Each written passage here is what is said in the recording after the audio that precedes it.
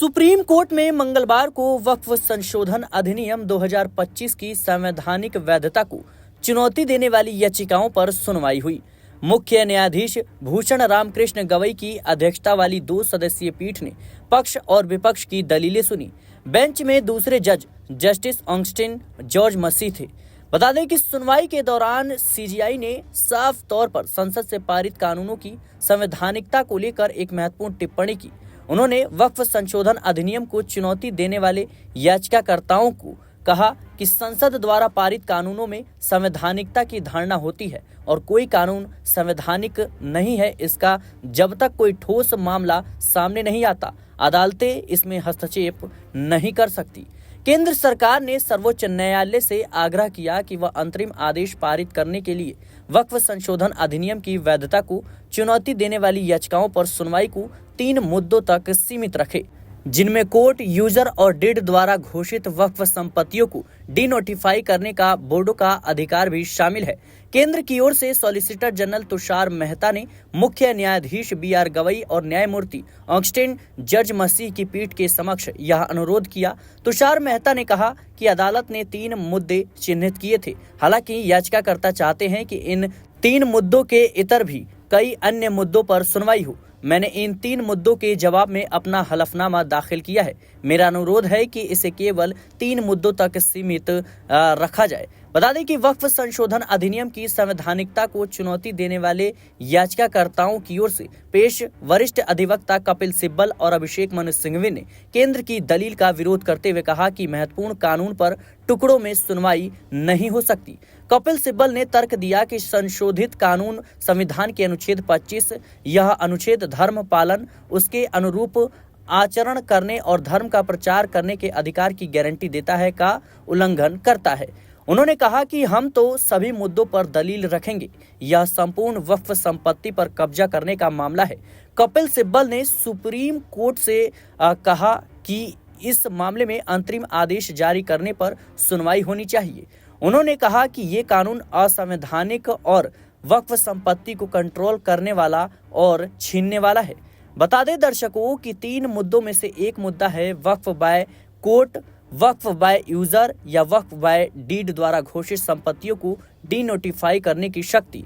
याचिकाकर्ताओं द्वारा उठाया गया दूसरा मुद्दा राज्य वक्फ बोर्डों और केंद्रीय वक्फ परिषद की संरचना से संबंधित है।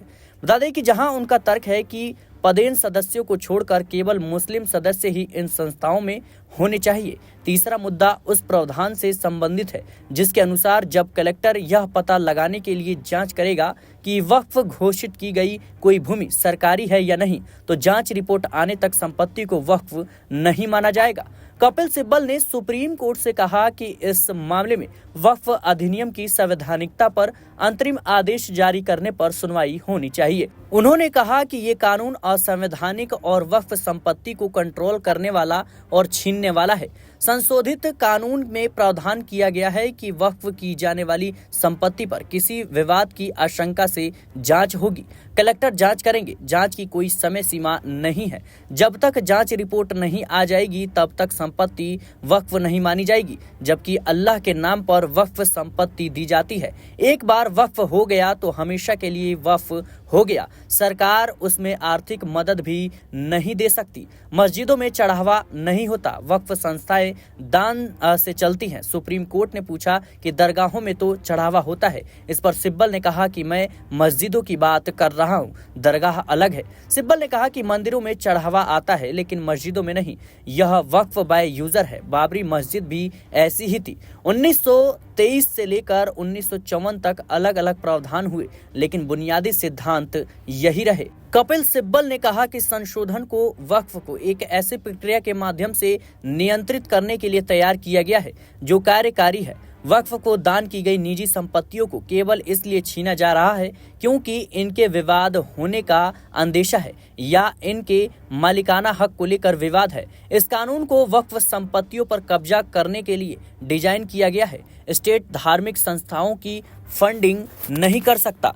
यदि कोई मस्जिद या कब्रिस्तान है तो स्टेट उसकी फंडिंग नहीं कर सकता। यह सब निजी संपत्ति के माध्यम से ही होना चाहिए। अगर आप मस्जिद में जाते हैं तो वहां मंदिरों की तरह चढ़ावा नहीं होता। उनके पास 1000 करोड़ 2000 करोड़ नहीं होते। सीजीआई बीआर गवई ने कपिल सिब्बल की दलील पर कहा कि मैं दरगाह भी गया, चर्च भी गया, हर किसी के पास यह यानी चढ़ावे का पैसा है। सिब्बल ने कहा कि दरगाह दूसरी बात है, मैं मस्जिदों की बात कर रहा हूं। 2025 का कानून पुराने कानून से बिल्कुल अलग है। इसमें दो अवधारणाएं हैं। उपयोगकर्ता द्वारा वक्फ बनाई गई संपत्तियां और इसका समर्पण। बाबरी मस्जिद मामले में भी इसे मान्यता दी गई थी। उपयोगकर्ता द्वारा बनाए गए कई वक्फ सैकड़ों साल पहले बनाए गए थे, वे कहां जाएंगे? सीजीआई ने पूछा, क्या पहले के कानून में पंजीकरण की आवश्यकता थी? सिब्बल ने कहा, हाँ, इनमें कहा गया था कि इसे पंजीकृत किया जाएगा। सीजीआई ने पूछा कि सूचना के तौर पर हम पूछ रहे हैं कि क्या पुराने कानून के तहत वक्फ संपत्तियों के पंजीकरण का प्रावधान अनिवार्य था या सिर्फ ऐसा करने का निर्देश था? कपिल सिब्बल ने कहा कि पुराने अधिनियमों में शैल शब्द का इस्तेमाल किया गया था। सीजीआई ने कहा, केवल शैल शब्द के प्रयोग से पंजीकरण करना अनिवार्य नहीं हो सकता। ऐसा नहीं करने पर परिणाम क्या होगा, इसका कोई प्रावधान था? कपिल सिब्बल ने कहा, पुराने एक्ट में सिर्फ इतना कहा गया है कि जो मुतवल्ली ऐसा नहीं करता वह अपने अधिकार खो देता है, बस इतना ही है। सीजीआई ने कहा कि हम यह पूछ रहे हैं कि क्या प्रासंगिक समय के अधिनियमों के तहत वक्फ घोषित की गई संपत्ति का पंजीकृत होना अनिवार्य या आवश्यक था? कपिल सिब्बल ने कहा कि 1954 के बाद वक्फ कानून में जितने भी संशोधन हुए उनमें वक्फ प्रॉपर्टी का रजिस्ट्रेशन अनिवार्य था।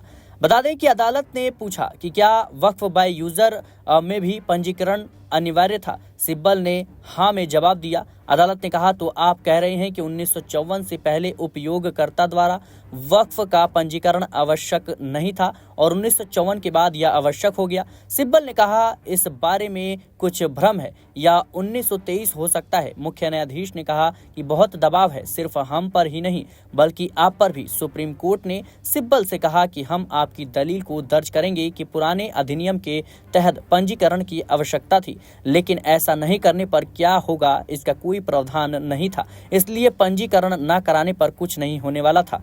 कपिल सिब्बल की दलीलें सुनने के बाद सीजीआई बीआर गवई ने कहा कि खजुराहो में एक मंदिर पुरातत्व विभाग के संरक्षण में है, फिर भी लोग वहां जाकर पूजा प्रार्थना कर सकते हैं। सिब्बल ने कहा, नया कानून कहता है कि अगर कोई संपत्ति एएसआई संरक्षित है तो यह वक्फ नहीं हो सकती। सीजीआई ने पूछा, क्या इससे आपका धर्म का पालन करने का अधिकार छिन जाता है? क्या आप वहां जाकर प्रार्थना नहीं कर सकते? सिब्बल ने कहा, हाँ, इस कानून में कहा गया है कि वक्फ संपत्ति को रद्द माना जाता है। सुप्रीम कोर्ट ने उनसे पूछा कि क्या इससे आपका धर्म पालन का अधिकार भी छिन जाता है? सिब्बल ने कहा, अगर किसी प्रॉपर्टी की वक्फ मान्यता ही खत्म हो जाती है तो मैं वहां कैसे जा सकता हूं? सीजीआई ने कहा, मैंने एक एएसआई संरक्षित मंदिर का दौरा किया, मैंने देखा कि भक्त वहां जाकर प्रार्थना कर सकते हैं, तो क्या इस तरह की घोषणा से आपका प्रार्थना करने का अधिकार छिन जाता है? सिब्बल, अगर आप कहते हैं कि वक्फ मान्यता रद्द की जाती है तो इसका मतलब वह प्रॉपर्टी वक्फ नहीं है। मेरा कहना है कि यह प्रावधान अनुच्छेद 25 का उल्लंघन है। न्यायालय के रिकॉर्ड पर लिया कि याचिकाकर्ताओं ने कहा है कि यह कानून संविधान के अनुच्छेद 25 का उल्लंघन करता है और नागरिकों से उसकी धार्मिक प्रथाओं को जारी रखने का अधिकार छीन लिया जाएगा। कपिल सिब्बल ने वक्फ संशोधन अधिनियम के उस प्रावधान पर आपत्ति जताई जिसमें कहा गया है कि कम से कम 5 साल से पुराने मुस्लिम धर्म का पालन करने वाला ही अपनी संपत्ति वक्फ के रूप में दान कर पाएगा। सिब्बल ने दलील दी कि मैं क्यों बताऊं कि मैं प्रैक्टिसिंग मुस्लिम हूं, मुझे 5 साल का इंतजार क्यों करना चाहिए? यह संविधान के आर्टिकल 14, 25 और 26 का उल्लंघन है। इस पर सीजीआई बीआर गवई ने कहा कि आपके मुताबिक संशोधित वक्फ कानून की धारा 3 के प्रावधान के तहत अगर कोई विवाद उठाया जाता है तो आपकी संपत्ति वक्फ होना बंद हो जाएगी। इस पर सिब्बल ने कहा कि जी हाँ, वो भी किसी भी स्थायी अथॉरिटी के द्वारा। सीजीआई ने कहा, महाराष्ट्र के औरंगाबाद में भी वक्फ संपत्तियों को लेकर कई विवाद है। इस पर सिब्बल ने कहा कि हाँ, अड़ंगा लगाना हमारे डीएनए में है। नए प्रावधान के अनुसार कोई भी ग्राम पंचायत या निजी व्यक्ति शिकायत दर्ज करा सकते हैं और संपत्ति वक्फ नहीं रह जाती, क्योंकि सरकारी अधिकारी ही आरोपों की जांच करेगा और फैसला देगा, यानी वह मामले में वकील और जज खुद ही होगा। संशोधित कानून यह प्रावधान नागरिक अधिकारों का हनन करता है और यह अन्यायपूर्ण और मनमाना है। फिलहाल के लिए इस रिपोर्ट में इतना ही। देश और दुनिया की तमाम खबरों के लिए बने रहें नेक्स्ट 9 न्यूज के साथ।